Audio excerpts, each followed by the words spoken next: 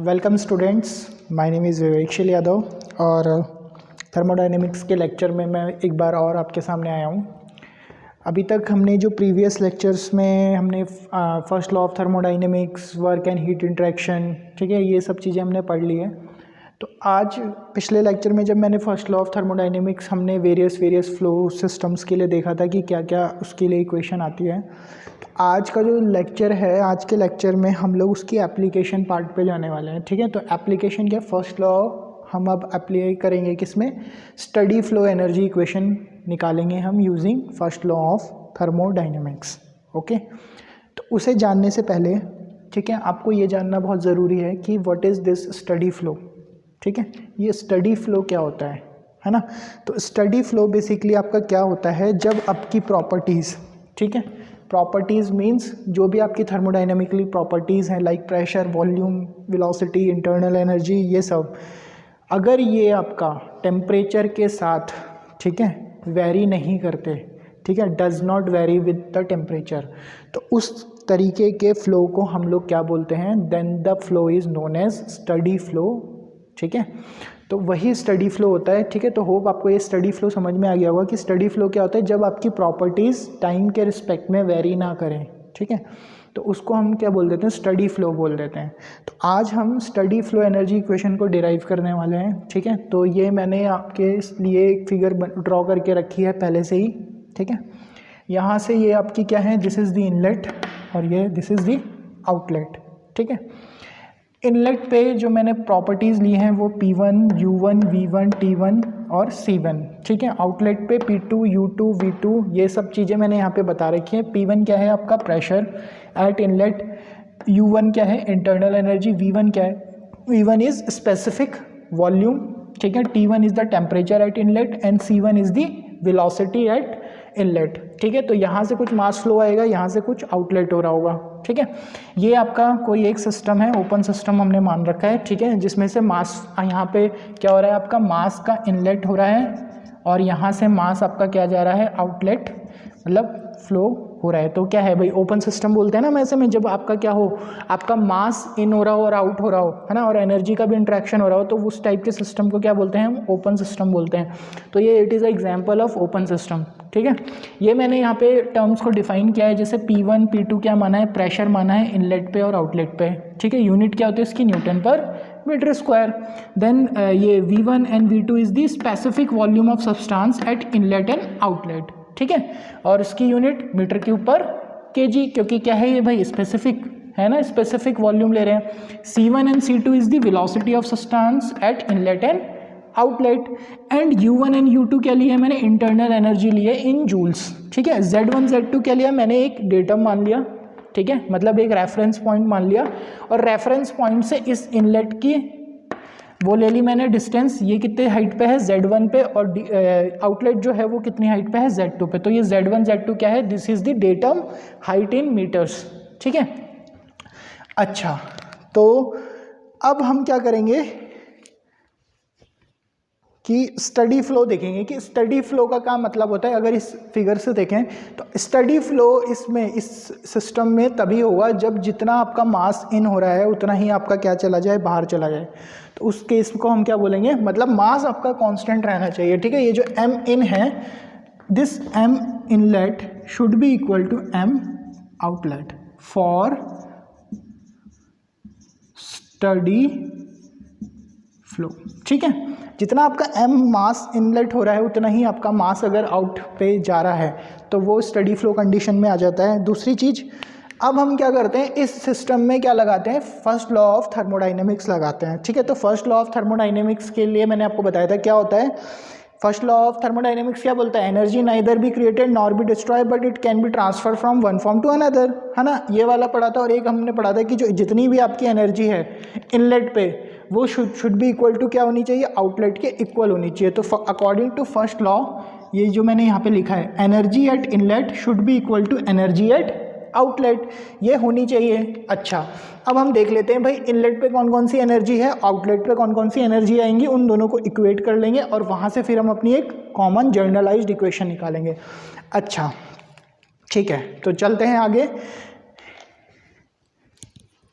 ठीक है, energy and inlet, देखो इनलेट पे कौन कौन सी एनर्जी होगी सब्सटेंस के पास, there should be a kinetic energy, potential energy, internal energy, flow of displacement energy, क्योंकि क्या हो रहा है भाई, जो सब्सटेंस है वो फ्लो कर रहा है तो उसमें कुछ डिस्प्लेसमेंट भी हो रहा होगा, तो वो displacement energy.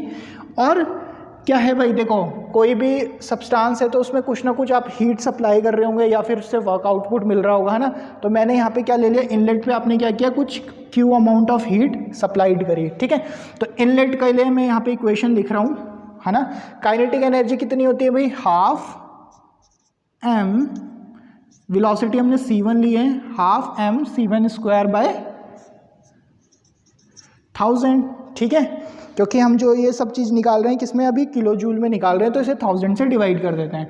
Plus potential energy कितनी होगी, पोटेंशियल एनर्जी होती है आपकी mg, हाइट कितनी है यहाँ पे z1 upon 1000, plus internal energy कितनी ली है यहाँ पे हमने u1 मानी है। फ्लो ऑफ डिस्प्लेसमेंट एनर्जी कितनी होगी भाई, देखो डिस्प्लेसमेंट फॉर्मूला क्या होता है फ्लो ऑफ डिस्प्लेसमेंट एनर्जी का, मैं यहाँ पे आपको बता देता हूँ शॉर्ट में। क्या होता है, फोर्स इनटू डिस्प्लेसमेंट, है ना, फोर्स इनटू डिस्प्लेसमेंट होता है। तो फोर्स कितनी है यहाँ पे P1 और V1 इंटू डिस्प्लेसमेंट कितना हो रहा है, अगर x1 हो रहा है सपोज, ठीक है, P1 V1 इंटू x1, और ये सॉरी P1 इंटू एरिया, है ना, फोर्स क्या होगी, प्रेशर इंटू एरिया, तो P1 A1 इंटू, अगर डिस्प्लेसमेंट सपोज x मान लिया तो डिस्प्लेसमेंट कितना हो रहा है x, और एरिया इंटू डिस्प्लेसमेंट कितना हो जाता है, this is known as volume, तो मैं इसको वॉल्यूम लिख सकता हूँ। तो ठीक है भाई, यहाँ पे मैंने क्या किया, m1 u1 और ये P1 इंटू वॉल्यूम V1, ठीक है। ये हो गया आपका, क्या आ गया, flow of displacement energy, plus heat supplied कितनी हो रही है, it should be in Q। तो और ये जो आपका ये जितना भी आ रहा है ये किस में आ रहा है आपका, this is in kilo joule में, ठीक है।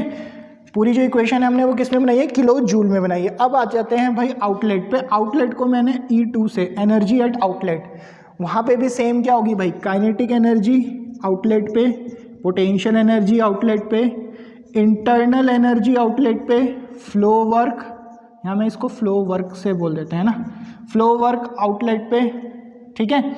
और क्या होगा आपका, यहाँ पे कुछ ना कुछ अमाउंट ऑफ वर्क मिल रहा होगा आपको, तो उसको मैंने W से डिनोट कर दिया। अच्छा, काइनेटिक एनर्जी कितनी होगी यहाँ पे होगी आपकी half m c2 square upon 1000 plus mg z2 upon 1000, plus internal energy यहाँ पे कितनी है U2, प्लस फ्लो वर्क कितना होगा भाई यहाँ पे P1 V2 प्लस W, ये किस में होगा, किलो जूल में। अच्छा, अब क्या कहता है फर्स्ट लॉ ऑफ थर्मोडाइनमिक्स की, ये जो इनलेट पे एनर्जी है ये should be equal to outlet पे एनर्जी। तो अब इसको हम क्या कर देते हैं, इक्वेट कर देते हैं, ठीक है। तो जब हम इसको इक्वेट करेंगे तो ये क्या आएगा, half m c1 square by 1000 plus mg z1 upon 1000 plus u1 plus P1 V1, ठीक है, plus Q should be equal to half m c2 square upon 1000 plus mg z2 upon 1000 plus u2 plus P1 V2 plus W, ठीक है, ये equation आ जाएगी। अच्छा, एक चीज़ और, enthalpy I think मैंने आप लोगों को नहीं बताई थी पहले लेक्चर में, बट मैं बता देता हूँ। एक हमारे पास हम एक टर्म यूज़ करते हैं H, जिसे बोला जाता है एंथैल्पी, ठीक है। ये क्या होता है, हमने क्या, it is a nothing, but हमने क्या किया, अगर आपके पास ये है pressure volume U plus PV है, ठीक है, V इज़ दी वॉल्यूम, तो इसको डिनोट करने के लिए हम क्या करते हैं, एक टर्म का यूज़ कर देते हैं जिसे हम क्या बोल देते हैं, एंथैल्पी टर्म बोल देते हैं, ठीक है, एंथैल्पी, ठीक है। It is a intensive property. तो हम मैं यहाँ पे क्या करूँगा, जो ये आपका U प्लस PV है ना, ये इसको V लिखो, ठीक है, वॉल्यूम, ये भी इसे V ही लिखो, ठीक है, volume, this is V, this is V for volume, ठीक है। स्पेसिफिक वॉल्यूम को इससे किया ना हमने, तो ये आया आपका। तो U प्लस P1 V1 को मैं क्या लिख सकता हूँ, एंथैल्पी H1, और U2 P2 को तो H2। तो यहाँ पे मैं इसको लिख रहा हूँ half m c1 square upon 1000 plus mg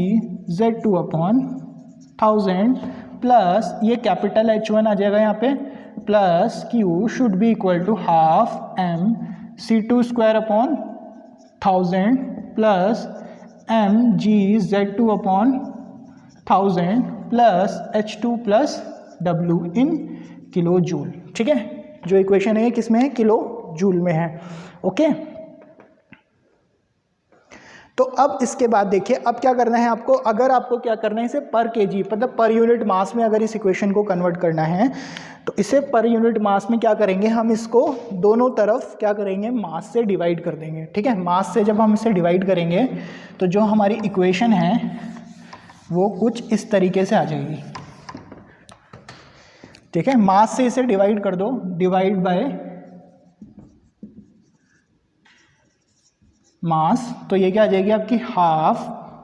ठीक है, C1 square upon 1000 plus GZ2/1000 plus, ठीक है, H1। अब मैं यहाँ पे कैपिटल H से क्योंकि इसको डिवाइड कर देंगे मास से तो ये क्या हो जाएगा, स्पेसिफिक एंथैल्पी हो जाएगी, है ना।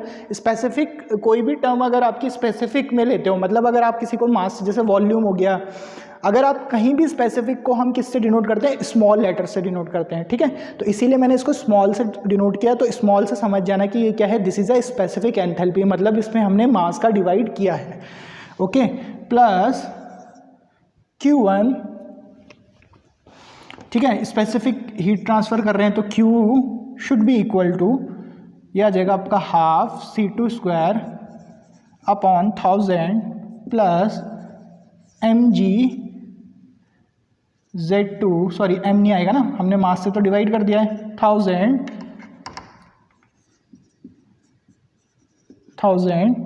Plus H2 plus small w।